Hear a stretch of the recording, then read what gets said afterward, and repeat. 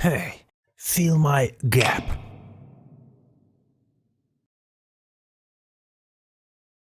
Oh, it's you again. Since you decided to return, it means that your mind is not blinkered by a rock-solid wall of dogma. On the contrary, you are ready to embrace and freely observe transformations of our financial world.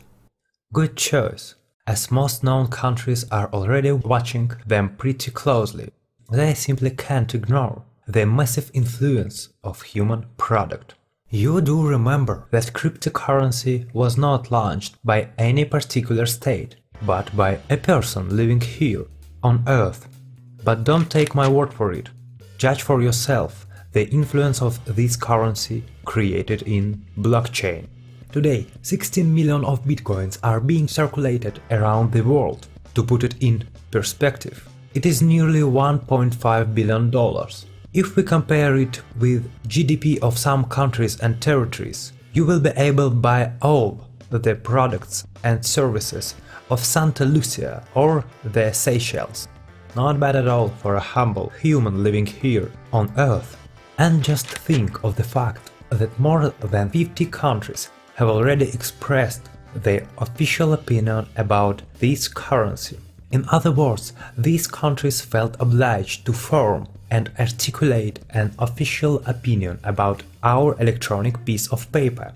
Belgium and India allow free circulation of cryptocurrency.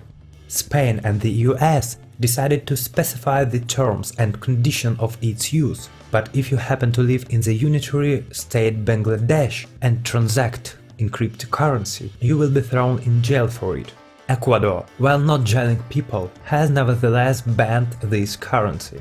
In case of China, there is a curious tension between a totalitarian mentality and the desire to remain the leading world economy. China has banned this currency, but it didn't do across the board. Specifically, financial institutions are not allowed to trade in bitcoins, while individuals can do it relatively easily. These examples alone show that sooner or later we'll face some changes that won't go down well with the supporters of the traditional economy. And if we consider that some companies give its employees an option to be paid in bitcoins, it becomes clear that all of us need to make some mental adjustments in order to be ready for such changes. I'd like to share with you an interesting picture that shows an increasing influence of cryptocurrency in the world. You can decide for yourself whether it's a mere coincidence or a result of true economic processes. Here's a graph that shows the value of bitcoins in relation to US dollars from mid-2016 to the end of 2016. Look at these.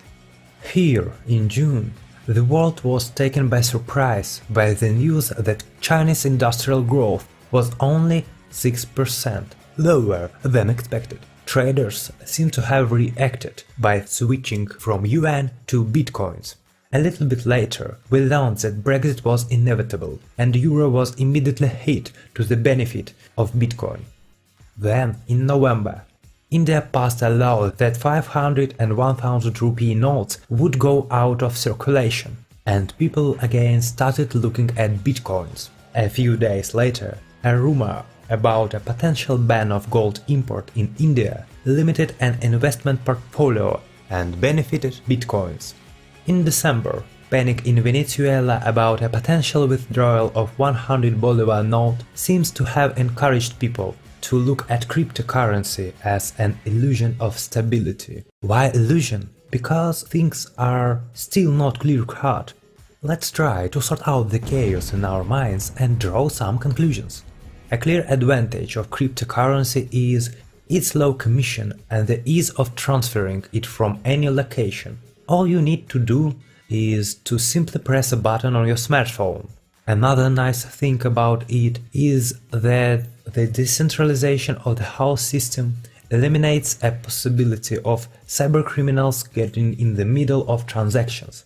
But if nobody is responsible for cryptocurrency, then no one will absorb the losses should things go wrong. For example, February 2014 saw a Black Thursday when a Bitcoin exchange, Mt. Gox, was suddenly hacked. As you may have guessed, 700,000 of Bitcoins that disappeared were not protected by any government insurance, and their owners were left without any compensation. And if you choose to keep your savings on your computer instead of a cloud service, you run the risk that a random hacker will stumble across your operating system and will find them. There are also some subjective factors which make cryptocurrency good or bad depending on your point of view and circumstances. For example, one of the appeals of cryptocurrency is a high level of anonymity, which criminals appreciate as well. Similarly, traders often benefit from a high volatility of cryptocurrency, while the same thing may bring losses for ordinary folks who would appreciate more stability. No, seriously, cryptocurrency is too volatile. Check out the today exchange rate while you're watching this video and compare it with the exchange rate in this video.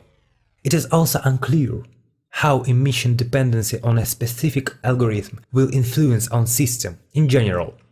So you have seen it for yourself, and I have nothing else to add. A people-led idea has become a reality, and forced stone-looking men in suits pause and start paying attention.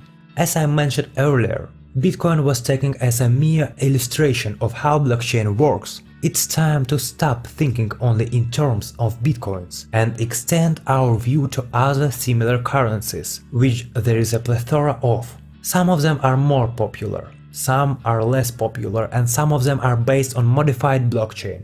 It is still too early to view any cryptocurrency as world currency. What can be said, however, is that blockchain will change the nature of financial transactions. Let me correct that. It has already changed it. What is to follow is power industry, law, and many other areas. But it's the subject of future videos.